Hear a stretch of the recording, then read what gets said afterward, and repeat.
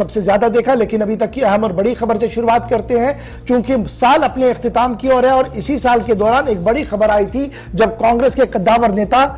Ghulam Nabi Azad party छोड़ चुके और पार्टी छोड़ने के फौरन बाद उन्होंने इस बात का ऐलान किया कि वो अलहदा पार्टी बना रहे हैं और बनाने का ऐलान भी कर दिया। लेकिन इस वक्त की अहम और बड़ी खबर जो सामने आ रही है वो ये आ रही है कि कांग्रेस पार्टी रूठे हुए लीडरों को दोबारा पार्टी के अंदर लाने की कोशिशों में मसरूफ अमल है और इस सिलसिले में गुलाम नबी आजाद कांग्रेस जो रिकंसिलेशन गुलाम नबी आजाद और कांग्रेस के साथ जो रिकंसिलेशन पार्ट है उस पर काम हो सकता है।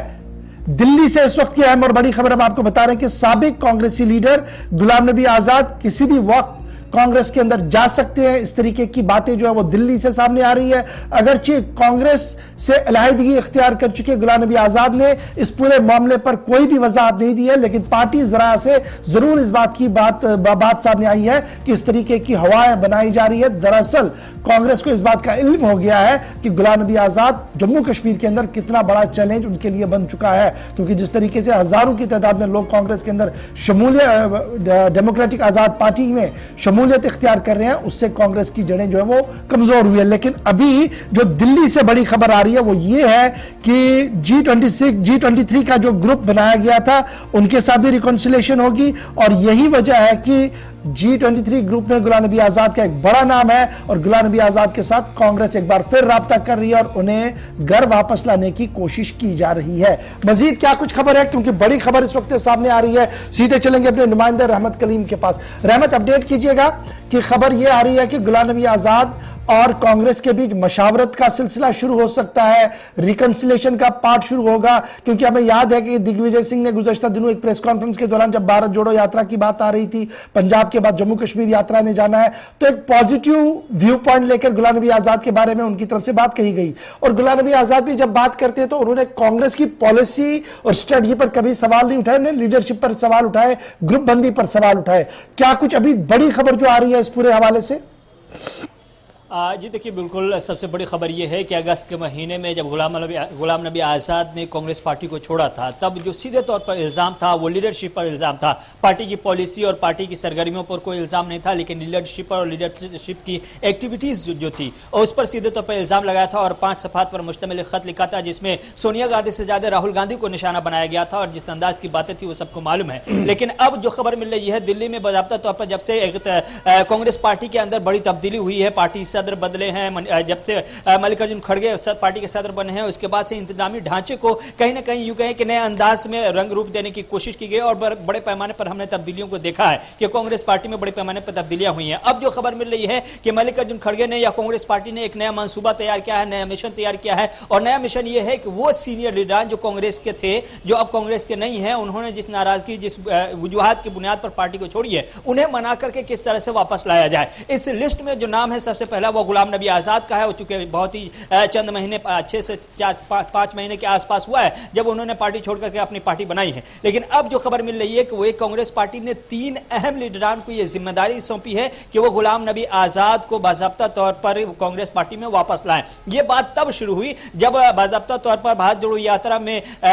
जोड़ो यात्रा से पहले जब शुरू हो रहा था, हिमाचल और गुजरात का इंतखाब हो रहा था, उस दौरान गुलाम नबी आजाद की जानिब से एक बयान सामने आया था। गुलाम नबी आजाद ने उस दौरान यह बयान दिया था कि बीजेपी को गुजरात और हिमाचल में अगर कोई हरा सकती है तो वो सिर्फ और सिर्फ कांग्रेस पार्टी ही हरा सकती है। ये गुलाम नबी आजाद का बयान था। ये बयान जैसे कांग्रेस खेमे तक पहुंचा, फौरन दिग्विजय सिंह ने बाज़ाब्ता तौर पर मीडिया पर इनवाइट उन्हें किया कि आप हमारे पदयात्रा में यानी भारत जोड़ो यात्रा में शामिल हो और हमें सपोर्ट करें, हमारे पुराने साथी रहें। उसके बाद से कांग्रेस के अंदर सुगबुगाहट तेज हुई और एक बाज़ाब्ता तौर पर खाका तैयार हुआ कि हम 3 लीडरान को यह जिम्मेदारी सौंपते हैं। तीनों लीडरान के नाम हम आपको सामने रखते हैं। पहला नाम उसमें है भूपेंद्र सिंह हुड्डा का। ये G23 के मेंबर रह चुके हैं, हिस्सा रह चुके हैं, गुलाम नबी आजाद के खासे करीबी रहे हैं। दूसरा नाम इसमें है अखिलेश प्रसाद सिंह का। ये भी बाज़ाब्ता तौर पर G20 के रुकन रह चुके हैं और MP भी हैं। तीसरा नाम अंबिका सोनी का है। अंबिका सोनी बहुत ही पुरानी गांधी परिवार की हुई कांग्रेस की लॉयल रही है और भी बहुत ही अहम जिम्मेदारी निभाते हुए नजर आ रही है। इसमें 2 जो चेहरा शुरू का हमने आपको 2 नाम बताया,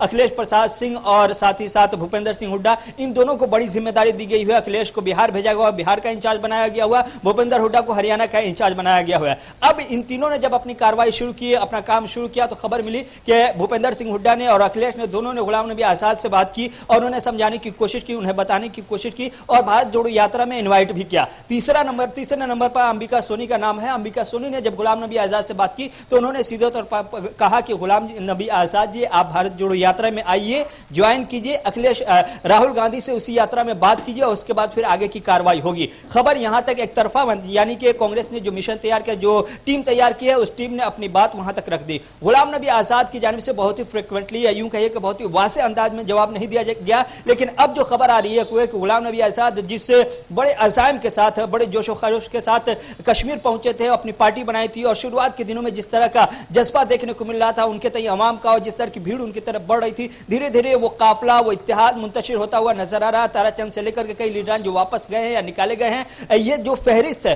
वो धीरे धीरे छोटी हुई होती हुई दिखाई दे रही। अब गुलाम नबी आजाद के जराये के हवाले से हमें जो खबर मिल पाई वो ये है कि गुलाम नबी आजाद, चूंकि जम्मू कश्मीर के लिए गुलाम नबी आजाद की अहमियत और गुलाम नबी आजाद की नजर में जम्मू कश्मीर की अहमियत दोनों अपनी जगह मुसलम है, और कांग्रेस के लिए जम्मू कश्मीर में बगैर गुलाम नबी आजाद के बहुत कुछ हासिल होता हुआ दिखाई नहीं दे रहा, और गुलाम नबी आजाद को भी बगैर कांग्रेस के जम्मू कश्मीर में बहुत कुछ हासिल होता हुआ दिखाई नहीं दे रहा। ये दोनों बातें दोनों अच्छा, लेकिन बड़ा इंपॉर्टेंट इसमें यह भी है रहमत, हम देख रहे हैं कि जब पदयात्रा की बात कर रहे हैं तो फारूक अब्दुल्ला ने रेस्पॉन्ड किया, उसने कहा कि हाँ मैं जी जाऊंगा जी, राहुल जब पहुंचेंगे। महबूबा मुफ्ती ने कहा कि उन्हें इनविटेशन आया, वो उस फोर्स के साथ काम करेंगी जी जो एंटी बीजेपी होंगे, इसलिए वो भी जाएंगी। थोड़ी देर पहले मैं देख रहा था सज्जाद गनी लोन ने, उन्होंने सवाल ही खड़े किया कि ये कौन राहुल गांधी है, मैं नहीं जानता हूं इसलिए मैं नहीं जाऊंगा। लेकिन गुलाम नबी आजाद साहब की साइलेंस, खामोशी पदयात्रा को लेकर क्या कुछ कह रही है? क्या वो वेट एंड वॉच की पोजीशन में है, और क्या ये पॉसिबल होगा कि इतने बड़े स्ट्रक्चर को जिसको वो खड़ा कर रहे हैं,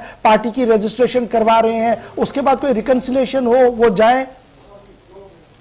जी बिल्कुल, जिस तरह की तैयारियां चल रही हैं, चूंकि गुलाम नबी आज़ाद ग्राउंड जीरो की असलियत से बहुत अच्छी तरह वाकिफ है, उनको जो सच्चाई मालूम है कि जम्मू कश्मीर में जिस पार्टी को लेकर के वो आगे बढ़ने का ख्वाब देख रहे हैं, उस ख्वाब की ज़मीन क्या है और क्या किस हद तक के वो मजबूती के साथ जम्मू कश्मीर में अपनी पार्टी को और अपने आप को मजबूत बना सकते हैं। जाहिर तौर पर उनको इस चीज़ का बहुत अच्छे से अंदाजा हो रहा है कि कांग्रेस पार्टी के बगैर हम उतने मजबूत नहीं हैं जितने मजबूती का हम अंदाजा लगा रहे थे। इसलिए जो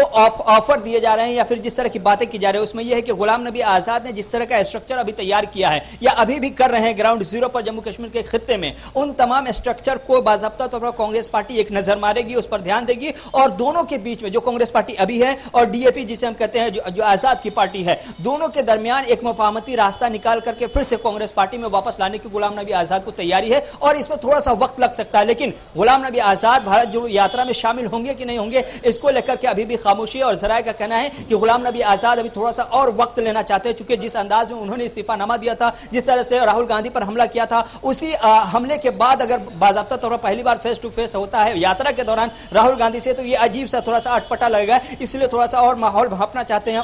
वक्त लेना चाहते हैं। जो पार्टी लीडरान डीएपी में है, जो उनके साथ हैं, उनसे मुशावरत करना चाहते हैं और कांग्रेस की तरफ से क्या क्या उन्हें दिया जा सकता है, क्या क्या ऑफर आ सकते हैं, क्या क्या रास्ते बन सकते हैं, इन तमाम चीजों को लेकर के बहुत शुक्रिया जी रहमत हमारे साथ ज्वाइन करने के लिए। सारी खबर जो है जी ये कांग्रेस खीमे से अभी तक सामने आ रही है, यानी कांग्रेस दिल्ली से जो खबरें सामने आ रही थी वो हमने आपके सामने रख दी है। डीएपी यानी गुलाम नबी आजाद साहब की जो नई जमात है, डेमोक्रेटिक आजाद पार्टी या डेमोक्रेटिक जो दूसरा नाम उनका बनेगा, प्रोग्रेसिव पार्टी, जो भी अब नाम बनेगा उसका, अभी तक ऑफिशियली कोई भी रिएक्शन उनकी तरफ से जारी नहीं किया गया और ना ही गुलाम नबी आजाद साहब की तरफ से कोई पुष्टि या कोई तरदीद इस पूरे मामले पर सामने आई है। बहरहाल बड़ी खबर हमने